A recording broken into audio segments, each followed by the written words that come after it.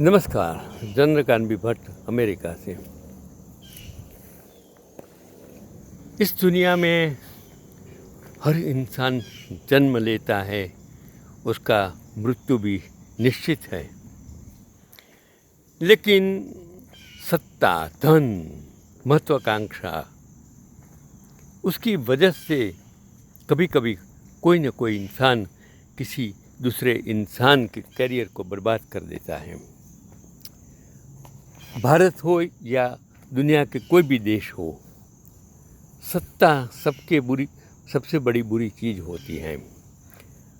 सत्ता के लिए न तो हम गरीबों का या तो जो जिम्मेदार लोग हैं, देश के लिए प्रति वफादार हैं, उनके बारे में कभी हम सोचते नहीं हैं। कितने सारे गायक, कितने सारे एक्टर्स, कितने सारे संगीतकार, कितने सारे निर्देशक ये फिल्म इंडस्ट्रीज में आए और कोई न कोई सुशांत सिंह कितना चला आज कोई याद भी नहीं करता है। उसको हमने पॉलिटिकली मीडिया ट्रायल कर दिया था, निकला क्या? ऐसा एक आर्टिकल्स मैंने पढ़ा था कि तो क्या सलमान खान की एक कमी ने, एक भूल ने उपासना सिंह का पूरा करियर खराब कर दिया था। एक एक्ट्रेस की बात है, ये उन दिनों की बात है जब उपासना सिंह की उम्र 17-18 साल की थी। ये हीरोइन बनना चाहती थी। किसी ने उन्हें बताया कि राजश्री प्रोडक्शन वाले सूरज बड़जात्या मैंने प्यार किया नाम से एक फिल्म बना रहे हैं। उन्हें किसी नई लड़की की तलाश है, आप इनसे मिल लीजिए। ये सुनकर उपासना सिंह अपनी मां को साथ लेकर चंडीगढ़ से मुंबई सूरज बड़जात्या के मिलने राजश्री के ऑफिस पहुंच गई। सूरज बड़जात्या जब इनसे मिले तो वो बड़े प्रभावित हुए। उन्होंने उपासना सिंह से कुछ डायलॉग बुलवा कर देखे। अब चूँकि उपासना सिंह तो थी ही एक ट्रेड एक्टर, तो उन्होंने भी वो डायलॉग्स बिना किसी झिझक का बिना दिक्कत बोल दिए। सूरज बड़जात्या ने उपासना से कहा कि मेरी तरफ से तुम ओके हो, मैंने प्यार किया फिल्म की हीरोइन बनोगी, लेकिन ये तभी होगा जब मेरे पिता आपको फाइनल करेंगे। सूरज ने अगले दिन फिर से उपासना सिंह को अपने ऑफिस बुलाया। उपासना जब अगले दिन पहुंची तो वहां उनकी मुलाकात सूरज बड़जात्या के पिता राजकुमार बड़जात्या से हुई और राजकुमार बड़जात्या ने भी उपासना का एक छोटा सा टेस्ट लिया। फिर उपासना सिंह चंडीगढ़ लौट गई। कई दिन हो गए, उपासना के पास राजश्री प्रोडक्शन की तरफ से कोई फ़ोन नहीं आया। उपासना को लगा कि शायद राजकुमार बड़जात्या जी को वो पसंद नहीं है। कुछ दिन बाद उन्हें पता चला कि मैंने प्यार किया में सलमान की हीरोइन के तौर पर एक एक्ट्रेस भाग्यश्री को कास्ट किया गया है। उस वक्त तो उपासना पर कोई फ़र्क नहीं पड़ा, लेकिन जब मैंने प्यार किया फिल्म सुपर हिट हो गई तो उपासना सिंह को बहुत दुख हुआ। वो कई दिनों तक सोचती रही कि काश राजश्री फिल्मों ने उसे सिलेक्ट कर दिया होता, वो भी सुपर हिट हीरोइन कहलाती। खैर, समय का पहिया आगे बढ़ा तो कई साल गुजर गए। उपासना सिंह भी फिल्म इंडस्ट्री का नामी चेहरा बन गई। वो हीरोइन तो नहीं, लेकिन नामी चरित्र अदाकार के तौर पर फेमस हो गई। फिर राजश्री प्रोडक्शन ने उपासना सिंह को साइन किया अपनी फिल्म मैं प्रेम की दीवानी हूँ मैं। फिल्म की शूटिंग के दरमियान बड़जात्या परिवार संग हुई। इनकी बहुत अच्छी जान पहचान भी हो गई, लेकिन उपासना ने कभी भी वो मैंने प्यार किया फिल्म किस्से का जिक्र उनके सामने नहीं किया। एक दिन शूटिंग से ब्रेक लेकर मैं प्रेम की दीवानी हूँ फिल्म की पूरी कास्ट एक साथ बैठी थी। उस फिल्म के हीरो हीरोइन ऋत्विक व करीना के अलावा बाकी कलाकार व डायरेक्टर सूरज बड़जात्या भी वहाँ मौजूद थे। ये लोग चाय पार्टी करते हुए गॉसिप्स कर रहे थे।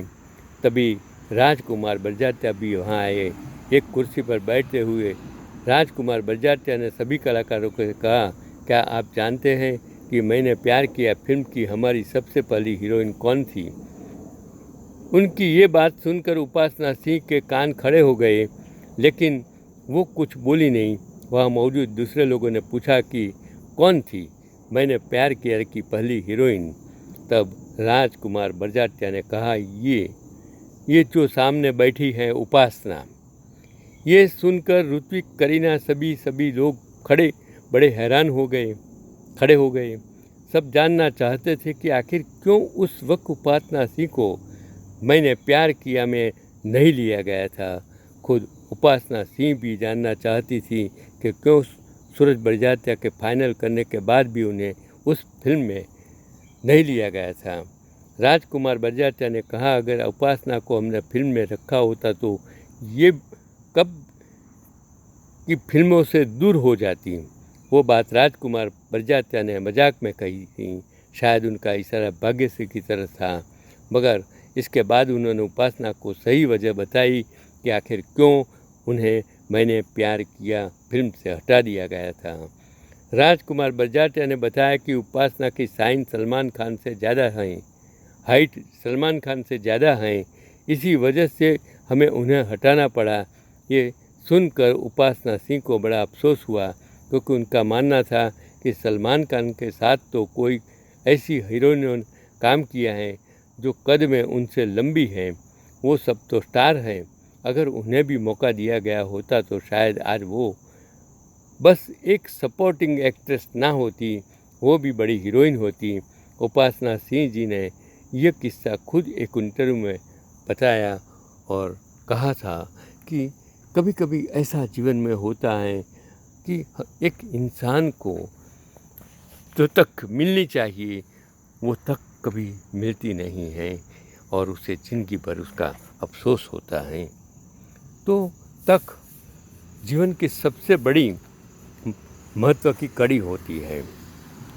जो इंसान तक की वजह से गरीब से तवंगर से गरीब से पैसादार से गरीब बन जाता है, वो तक कभी कोई accident is the mother of inventions कहा जाता है। इसलिए तो जीवन में जब तक मिलती है और तक चली भी जाती है तो अफसोस मत कीजिए, क्योंकि तक तो आती हैं जाती हैं, लेकिन अगर हम मजबूत इरादे से आगे बढ़ेंगे तो अपनी ज़िंदगी जीना, क्योंकि ज़िंदगी बार बार कभी मिलती नहीं है, इसलिए ज़िंदगी में कभी अफसोस मत कीजिए।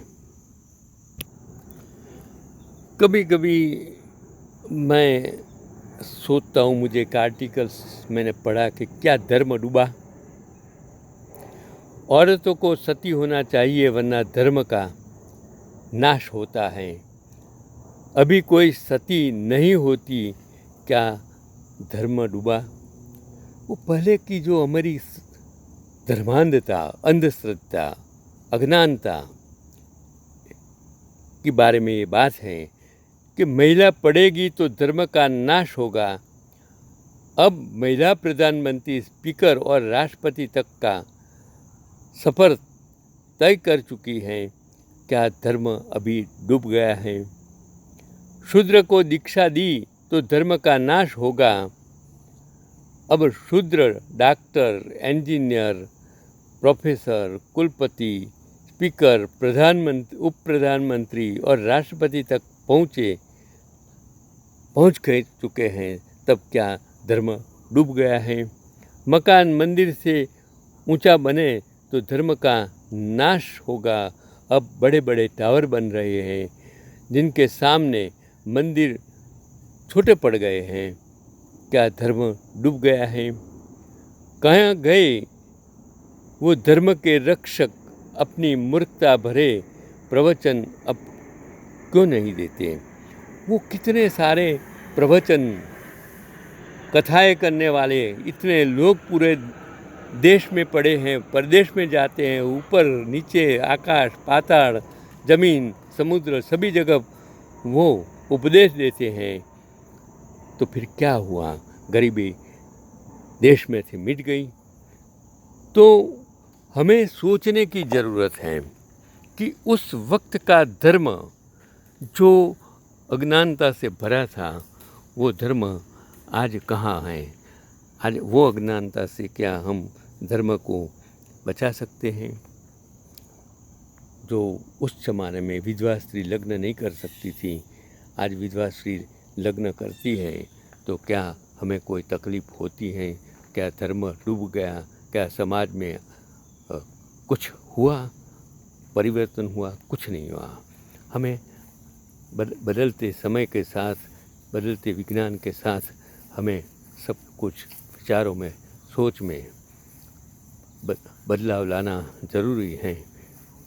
यही आज का मेरा पैगाम है। हमें सोच बदलो, हमारी सोच अंधश्रद्धा से ऊपर होनी चाहिए। धर्म को मानने से, पूजा पाठ करने से हमारी गरीबी, हमारा समाज बदल नहीं सकता है, ऐसा मेरा मानना है। तो सोच बदलो, ईमानदारी से जियो, सहन शक्ति और कॉम्प्रोमाइज़ कीजिए, अच्छी चीज़ों को ग्रहण कीजिए। यही है आज का पैगाम। चंद्रकांत भट्ट अमेरिका से मिलते हैं।